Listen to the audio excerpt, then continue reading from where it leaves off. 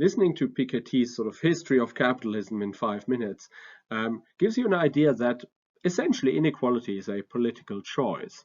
And the tension between democracy, where a majority of voters are poor, and inequality and rising inequality is actually sort of one of the most fundamental problems of our time, I think.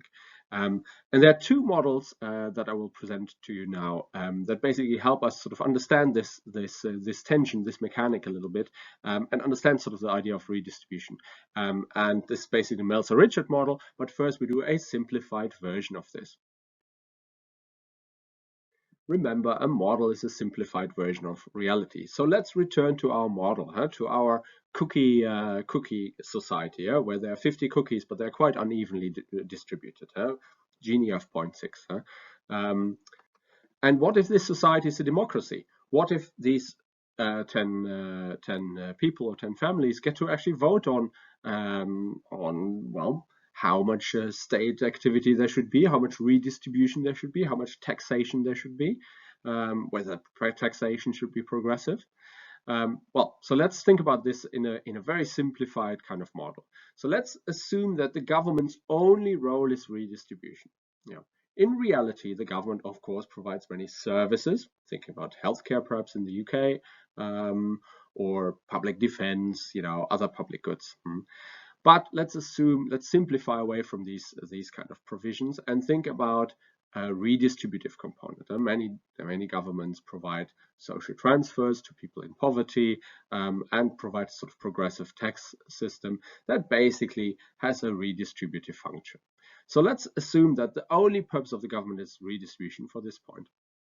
And let's also assume that, to keep it simple, the model, that basically the government collects a flat tax, a percentage of earnings from everyone, okay, and pays it back as something basically like a universal basic income, like a lump sum. So the government collects revenue, say, I don't know, a tax of 30%, so they collect 30% from everyone, and then they just redistribute all this money back to everyone as a universal basic income, basically, okay.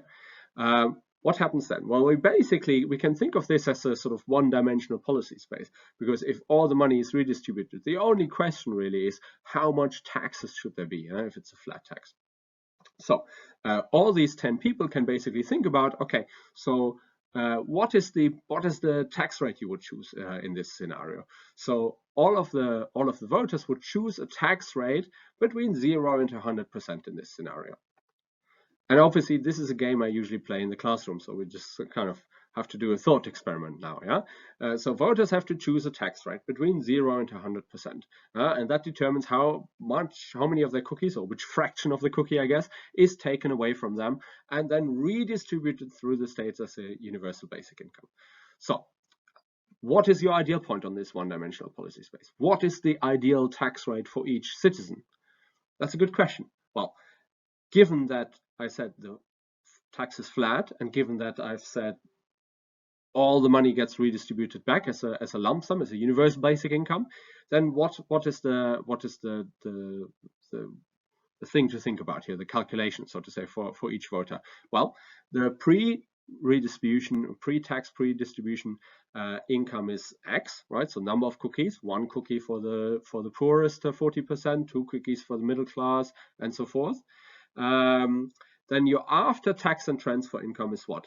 Well, it's the cookie that you earn normally, so to say, reduced by the taxes, right? So if you had 4 cookies and the tax rate is 50%, you have to, give in 2 cookies to the government, right?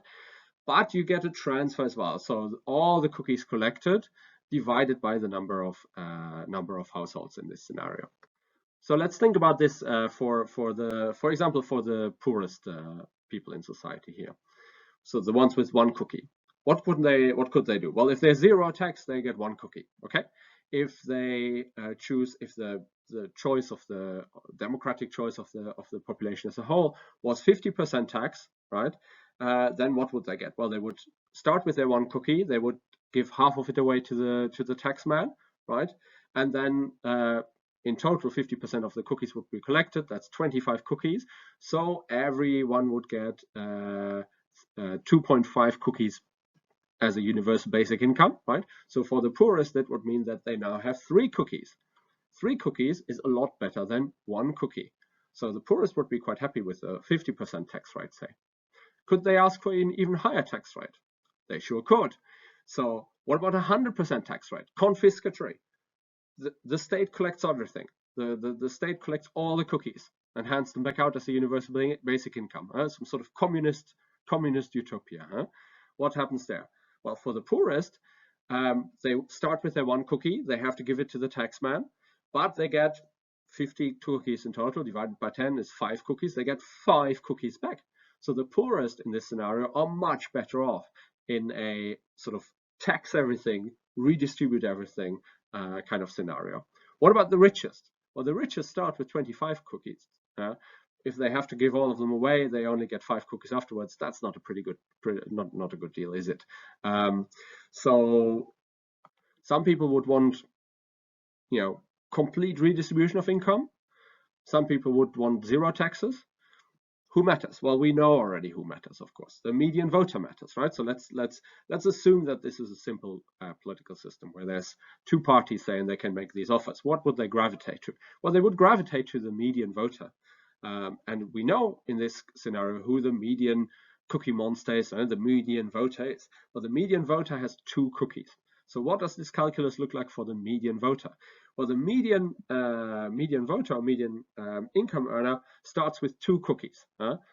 If the tax was 100%, complete redistribution of incomes, then what? Then they would start with their 2 cookies. They lose their 2 cookies to the taxman, but of course 50 divided by 10 is 5 cookies, so they would get 5 cookies afterwards. So in this scenario that we sketched, this quite unequal society, we end up in a situation where the median income earner, the median cookie monster, the median voter, would be best off by taxing everyone at 100% and redistributing all the cookies. It's not even just the median that is better off in this scenario. In our scenario, everyone who has less than 5 cookies, that's the bottom 70% of the population, would be better off in some sort of communist redistribution scenario. Unfortunately, we couldn't play this game in the classroom this year. But what I always experience is that people are kind of shy to go there. They shy away from the 100% tax rate, even in this sort of contrived environment. Even if I've randomly distributed, I've chosen someone randomly to get these 25 chocolate eggs or cookies. Somehow there's an inherent hesitation to take it all away from them. But it is of course rational for the voters in this scenario to vote for sort of communism, right? And to take all the cookies away from the 25 cookie monster. Okay. Now, I can already imagine the headlines when I do this. I think, okay, I basically set up a game where it's best to vote for some sort of communist scenario, where people take all the money and or the government takes all the money and redistributes it to the people. But of course, this is a game theoretic model to basically let us sort of get at this tension between democracy and inequality. So if the voters have the power to redistribute, to choose any tax system in a way through political parties, then why don't they redistribute more? So what's our prediction? Our prediction here is the Tocqueville kind of story, isn't it? So democracy as tyranny of the majority. The voters should redistribute the hell out of the rich. So they should be able to extract, of course, money from the wealthy and redistribute to their own for their own needs, because they, of course, are by definition almost a majority of the population. So it's a model with a clear sort of prediction. Do we need sort of a fancy statistical test, empirical test to see whether this is happening in reality? I don't think so. We all know that this is not the outcome that we're seeing. We don't see extreme sort of levels of redistribution. Quite the opposite. So maybe we don't need a sort of nice empirical test for this. But the question, of course, then is: so why don't the voters do this? So why don't they choose sort of 100% tax rate and try to redistribute all the income? Well, one of the sort of objections that people usually give right away is like incentives. Okay, 100% tax rate seems crazy. Yeah? So if people's incomes are taxed at 100%, then they probably won't have a big incentive to sort of earn more money, right? So people would maybe quit their jobs or choose to stay at home instead. In other words, we need a better model that takes into account the fact that people might stop working at some point if the taxes are too damn high. And this is exactly what the Meltzer-Richard model provides. Meltzer and Richard do exactly this. So they basically say, okay, look, we need to take work incentives into account. So essentially what they do is they add sort of a leisure labor kind of trade-off to the model. They say, okay, well, if the tax rate gets higher, there's a substitution effect. As people substitute free time, substitute sort of money with free time. So they will choose to spend more time with their family or play video games or whatever. So basically, the higher the tax rate, the fewer people choose to work. And so the pie overall shrinks. So the overall pie, the number of cookies is not 50 that we can redistribute at that point, because the 25 cookie monster and the 10 cookie monster won't be working hard in an investment bank or whatever they do. Okay, so we have to take those incentives into account. And intuitively, basically the takeaway point from the Meltzer-Richard model is this: the median voter decides. That's what we did in the Soak the Rich game as well. And so if the median voter doesn't work, then what does she do? Well, she sets the tax rate at some maximum possible tax rate in the model that maximizes the amount of redistribution subject to the constraints, given the other voters a choice in this work free time kind of trade-off, recognizing that people will opt out of working at all completely, or at least for part of their time. She chooses a tax rate that basically balances out this incentive to exploit as much as possible without distorting the incentives too much. Right? So if the median voter doesn't work, she sets the tax rate at some maximum T that maximizes her post-redistribution income. If the median voter earns less than the average income, less than the mean income, she sets the tax rate at some optimal level, T star or whatever, that maximizes both of these parts, her personal income,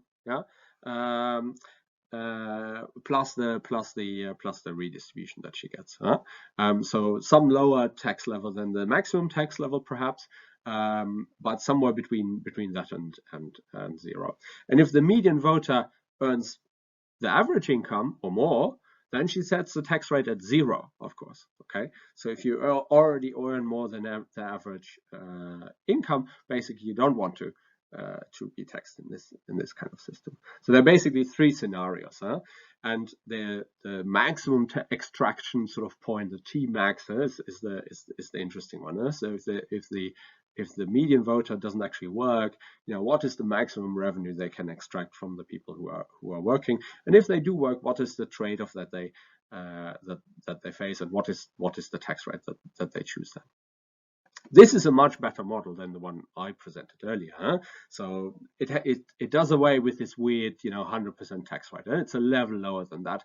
How much exactly depends on the exact model. So the Meltzer-Richard model is a more general model, of course, but we could use a numeric example with this and kind of try to calculate what exactly the tax rate would be given sort of people's productivity and given the actual system in question. Okay.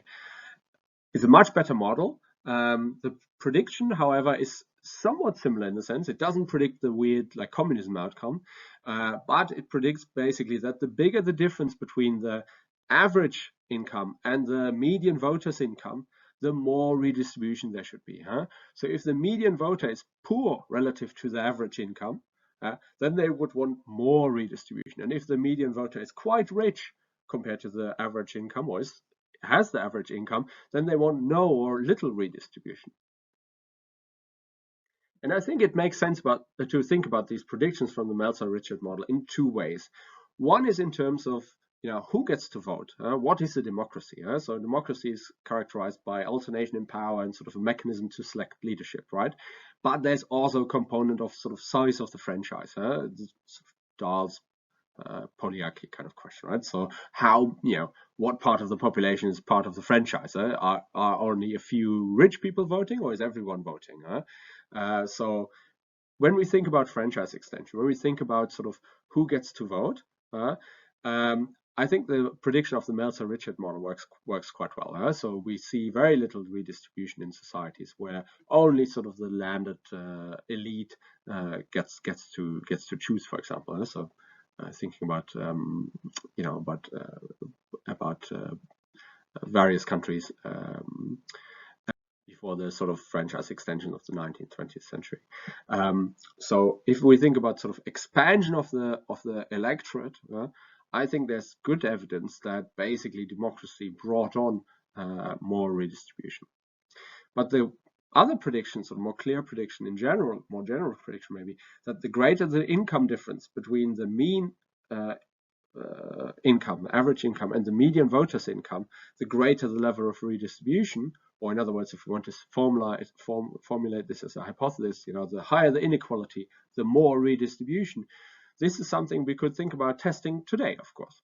So if their model is right, that's something we should find. So how could we test this empirically?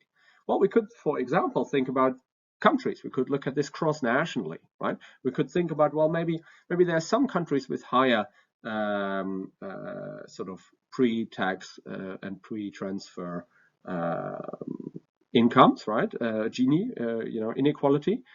So countries with higher inequality, and they should then have more redistribution defined, however. And the countries with lower Gini coefficients, with more equal societies, basically, should see less redistribution. And we can think about how we can measure these things. So Gini, we've already learned how to measure.